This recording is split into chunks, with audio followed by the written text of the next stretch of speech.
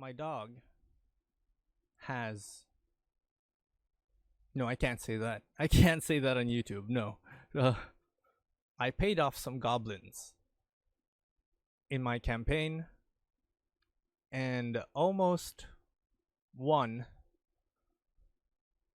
but then I attacked them again just as they were leaving the area, the encounter. And so we had to fight all over again. All right, so deck building time. Just a little bit of randomness at the beginning, at the intro of the video. All right, so we're playing Bant Bogles. Now, if for those of you who are not familiar with the term Bogles it's derived. Is that the right term? Derived from a card. I wish I can like post it somewhere, but you'll have to do that your own research for this. That's not what I'm here for. I'm just here to explain the deck and curate the deck, review the deck for you guys. So Bogles it's actually a card from way before, in one of the previous sets. And the idea of Bogles is to pump a single card until you can sort of just destroy your opponent. It just you're kind of ramping and pumping a single card, a single creature, and until it becomes so big that you can either OTK your opponent or just gradually reduce and increase the damage of that creature, and make it, you're sort of just protecting that creature by throwing out counter spells or for removals, putting on hexproof protection, giving it health, just making it indestructible, just keeping that one single card on the board. And so that's what the Bogles card does. And so the idea derived from that is an entire deck archetype of it. So that's why we and it's kind of been a thing these past few decks with Celestia auras, Golgari auras, Abzan, and now Bant Bogles. So now we can probably call the entire whole, but anyway, I digress. So outside we have the usual stuff from Celestia, except that we have the reinforcement of blue. Now why do we have blue with the only when there's not much blue in this deck anyway? The only reason why we have blue is for staggering insight. So in Celestia or in Abzan, you had the Abzan version, you had things that could make your creature sort of survive better because of it coming back from the dead, having, I don't know, increased damage, and the potential of being able to destroy your opponent with other enchantments or destroy cards that are efficient in the black colors. In Celestia, you had the whole draw ability and the stability of land, which because you only have two colors, green and white. And now in Bant, you have sort of this more variety of choices to boggle, quote unquote, the creatures. So you can choose outside if you want, considering that you do have like things like Chirometra's Blessing, and basically you can put down another outside, protect your boggled outside with a non-boggled outside or another outside. Then you have Paradise Druid, which has hexproof. You can also combo that with Sentinel's Eyes that has Vigilance, so that when you attack with your Druid, it doesn't tap, so you can still sort of last minute use whatever mana left you have to protect your Druid with Chirometra's Blessing or maybe outside Life's Bounty. Then you've got the usual draw of stuff like Citizen Champion, Season of Growth, Citizen Training, and if that's not enough, like let's say you've got outside and you're not just, you're having trouble pulling out your Paradise Druid because that's where you normally want, that's the card you normally want to boggle because it's got hexproof, it's got protection, it's got protection on its own. You can always put down Hydra's Growth, which sort of just it applies counters, 1/1 counters, and it doubles the number of counters it has. So each turn you're doubling the amount of damage that you can do with your boggled creature. And then so there's just a little bit more of flexibility with this with the band colors, just because we added staggering light, because staggering light is a pretty high value card for its rarity, which is uncommon rarity. It adds +1/+1 lifelink, and it's a draw. It has the draw ability if you can hit your opponent with it. So with all those things considered, plus if you have trample, the cities in training, and what else do we have that can give trample? I think that's just this one. No, okay, yeah, just the cities in training. So with all those things in mind, what you really want to do is just pump one card, one creature, but you don't really have to do that. You can spread it out thin. Spread the damage output amongst whatever creatures you have on the board, because you do have Celestia colors, and in Celestia you can do that, especially if you've got Siona on the board. You can start pumping some of the 1/1 tokens, and it's a lot more flexible. I feel you might even be able to, if you're playing this in best of 3, you can fit in some stuff like negate or Hushbringer, so that you can just get rid of those enter the battlefield stuff, which is, I mean, one of the pet peeves of this deck is board wipe cards like Cry of Carnarium, Ritual of Suit, and if you have negate, that's a huge help. And then other stuff like Destiny Spinner is sort of an alternative choice to what is Hello Ferrets 2112. Thank you for subscribing to my YouTube channel. What were we doing?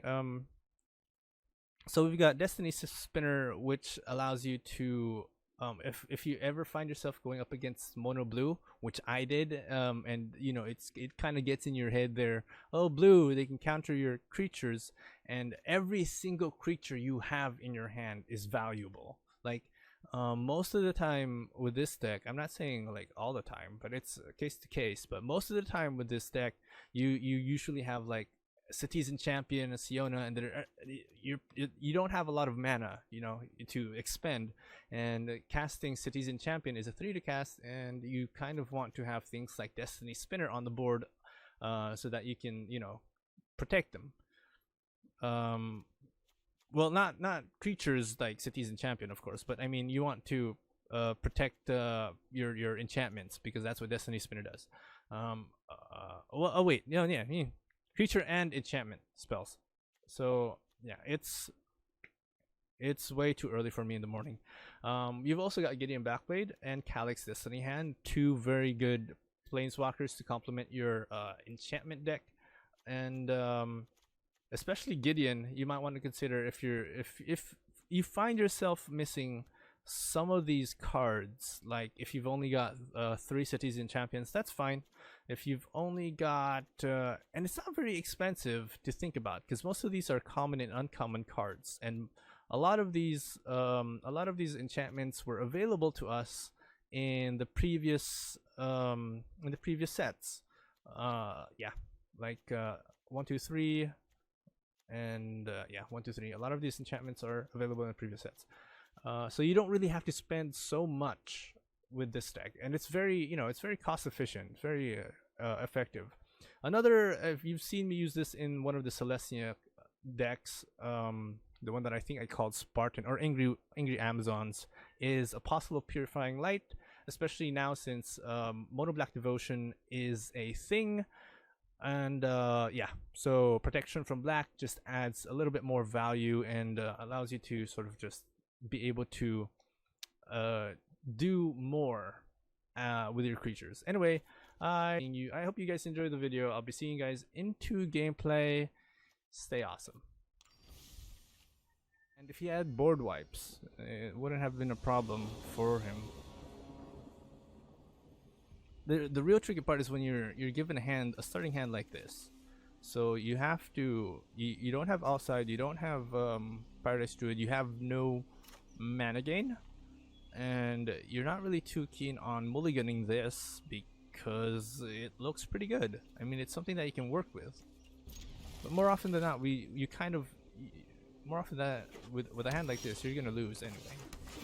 But we'll give it a shot. We'll see. Staggering Light. Oh wait, we do have Paradise Druid. When did that come from? Oh yeah, okay. No, never mind.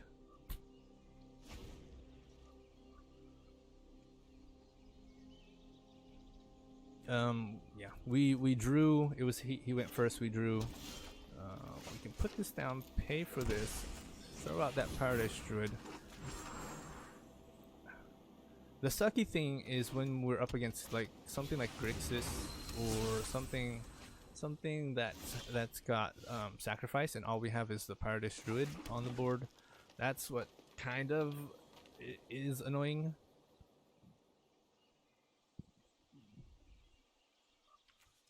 Let's see. So we'll throw out the Citizen champion, then we'll pass. Sometimes you just gotta set up first. I think he's playing elementals, so he has 4. What is this? It's yeah, he needs 4, so he has 4. He may have Nisa, which is a concern. He may already have Nisa in there. Normally when you have Simic element, that's how it goes. Risen Reef, okay. He's looking to block, maybe?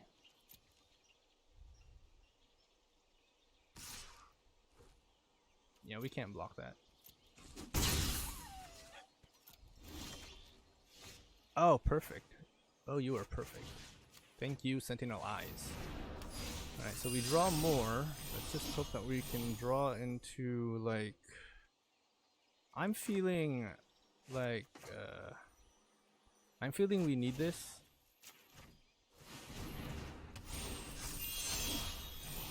Okay. Yeah, we'll let that resolve. We'll attack. I made a mistake with the Paradise Druid. Yeah, he's definitely gonna bounce that somehow. Or he's definitely gonna make me he's gonna punish me for it.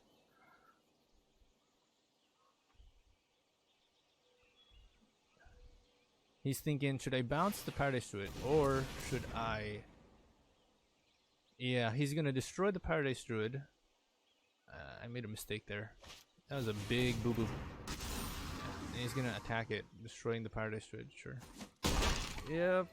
Well, we heal for that, so I'm kind of okay with that. And he's gonna go in for, despite that little setback, we do heal from it.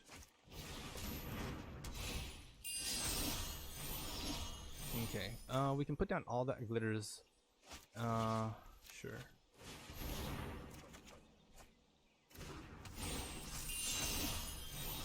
Okay.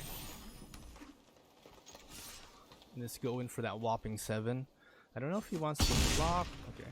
Well, okay. Oh shit. Well, the problem arises when he puts down Nisa,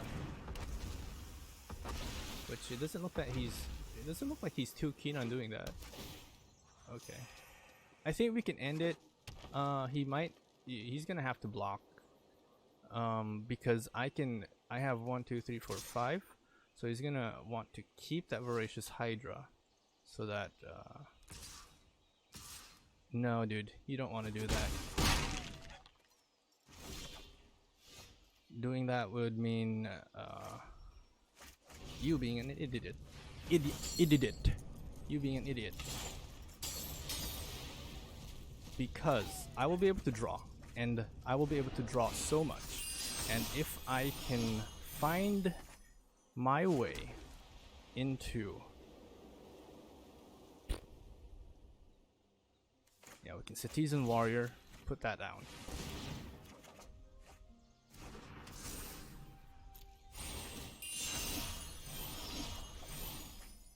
Alright. here we are.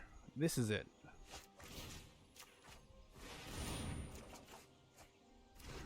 We have Karametra's Blessing. So I just hope you gonna block that, bruh? Or are you gonna bounce it? What do you mean, oops? Yeah, hello. That's why I was pointing at your Voracious Hydra. You should have blocked it. You should have left it.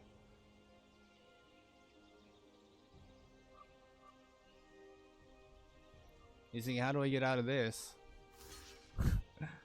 Thinking.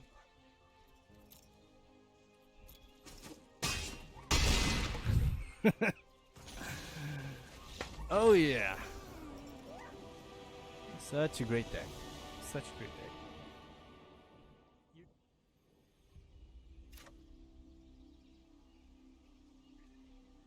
Okay. So we have Paradise Druid, we have Allside. Looks like a good draw hand. A starting hand. More blues. Wow. Okay. You guys are super annoying, you blue people. More mono blue. Why?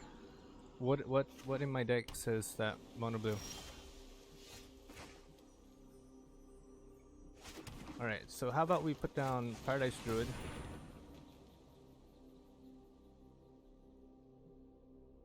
Are you gonna bounce my all side?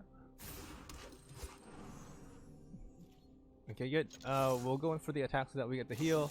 Oh my god. Okay, yeah, sure. Block it. Block. Oh, okay. No, I thought it was gonna block it. That would have been good. If would have been good and bad. Go in. Okay, sure. Like nobody cares about you, bro. No one. Alright, so that's 1, 2. So I kind of do want to put down the citizen thing, but I also want to.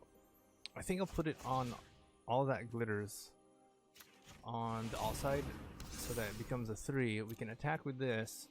Keep the it's gonna, so that we can protect the yeah. Of course you're not gonna block.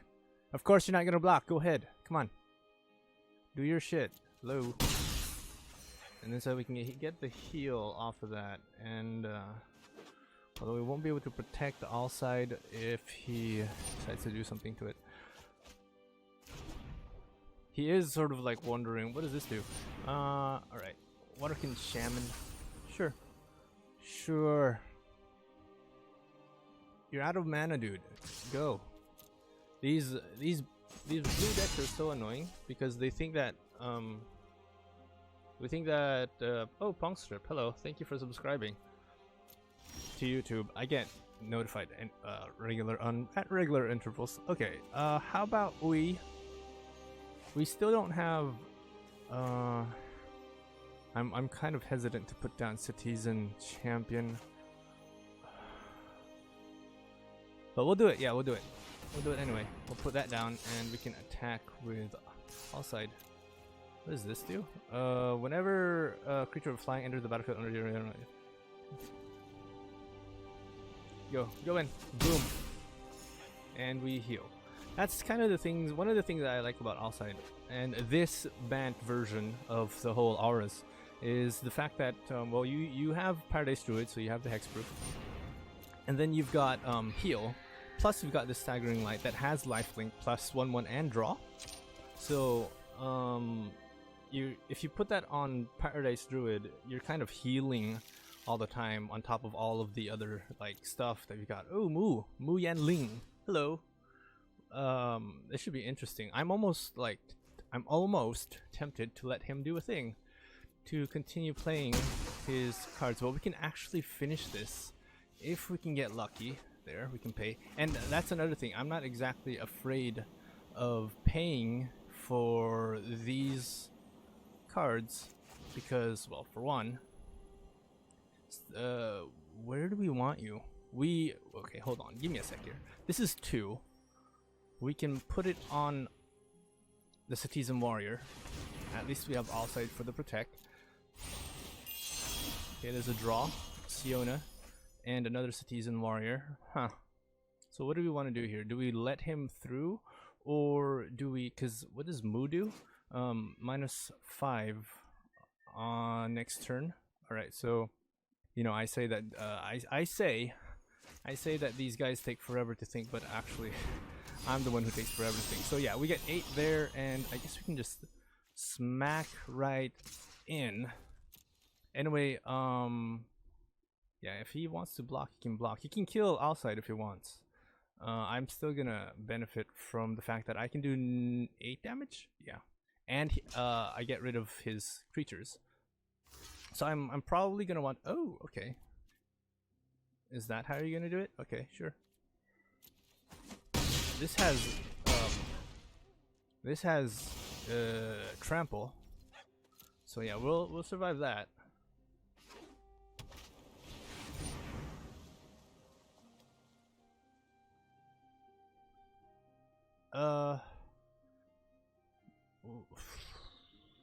Up to 2 target creatures to their own hands. Oh, I see. He's gonna -3. Send back. Many have challenged Send me back over one the of ages. my things. Never Nope. fear. Sorry, pal. Cosmos are You cannot do always that. in Protection motion. from blue.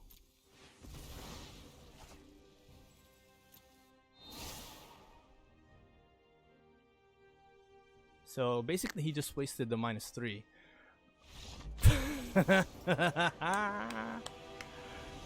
Yeah. That's good. Satisan training. Yeah, this is all. This is very good. I guess this is as good as it can get. So the problem with this deck is it's not that it's you know it's strong. It is. It really. Oh my god. Oh crap. Oh crud. Well, we didn't really have much of a choice. Anyway, so the problem with this deck is that it's not that hard to beat. Especially when you're up against like counter decks that are mono like that one. It's not exactly that hard to beat because we'll pay for that.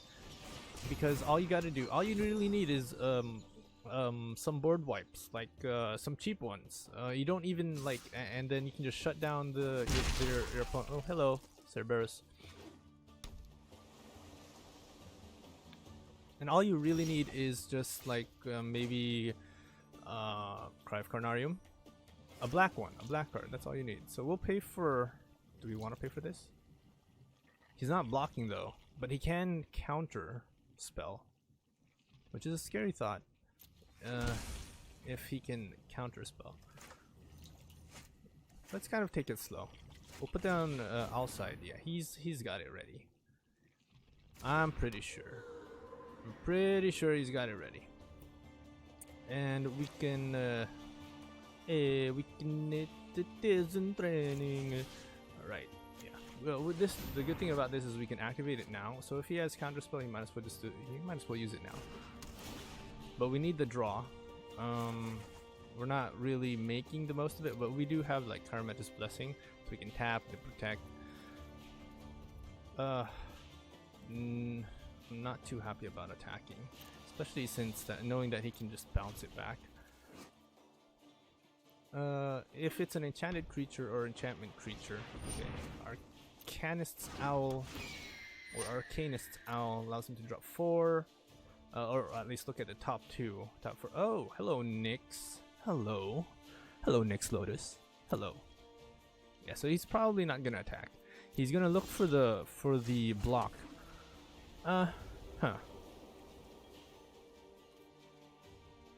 Well, we've got 2.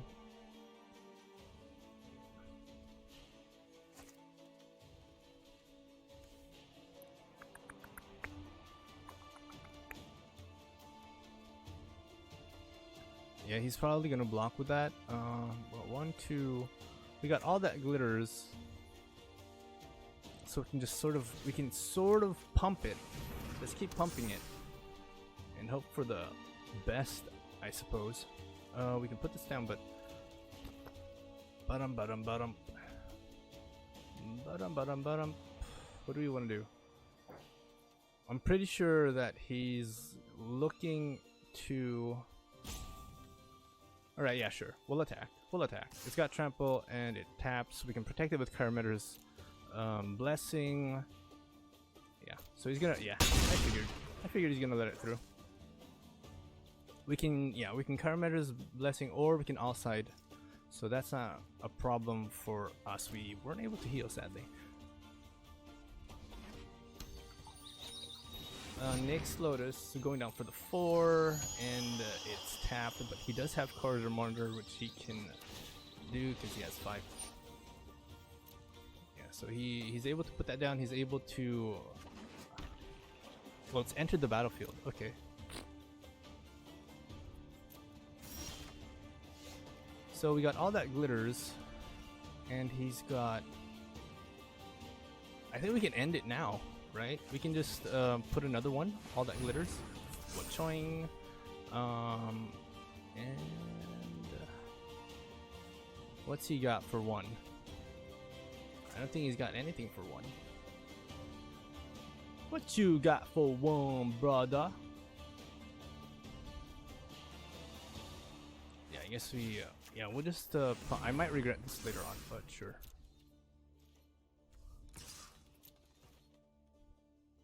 Of course you have to block. But that also allows us to heal. Okay. So if he decides to bounce it, we've got a few things up our sleeve. Not to worry. 4, 5, plus. Ooh, Cavagales. Okay. And then this, are you gonna choose a color or tap? So he gets 7. He still gets 7, right? So he can still cast more. And if he has another of those corridor monitors. Fiora, hello. Okay, so he's gonna untap next. Not to brag, and then but my what? friend's kind of a big deal. The ocean surges, Yeah, so he's at life 8, 9, 10. thrives. There we go. Ooh, wow. Sure. Sure, buddy. Sure. So that's 5, 10, 13. I need to be able to do 4 damage, and he's untapped the next Lotus, which means he can put down another Cavagales. Should he decide to do that? But so the thing is, he's probably gonna want to block with, oh shit, 11. It's greater than an equal amount of cards in your library, you win the game. So he can, what? If X is greater, what did he do? But that's only 9. Well, 13. And he's got 44. Why'd you put that down early? What you planning, brah? Maybe he has another Nyx load? No, it's legendary. He puts down the Nyx Lotus. Okay. So how do we want to do this? How do we pump the Paradise Druid so much to the point that she cannot be pumped no more? We need a land. I think that's what we need. Oh well, oh, hold on. No, we win. We win. All I have to do is outside the Paradise Druid, and then we win. Unless he forgets. Unless he like, he still has 4 mana. And he ends it. Okay. Sure, we'll pay for this. Protection from blue.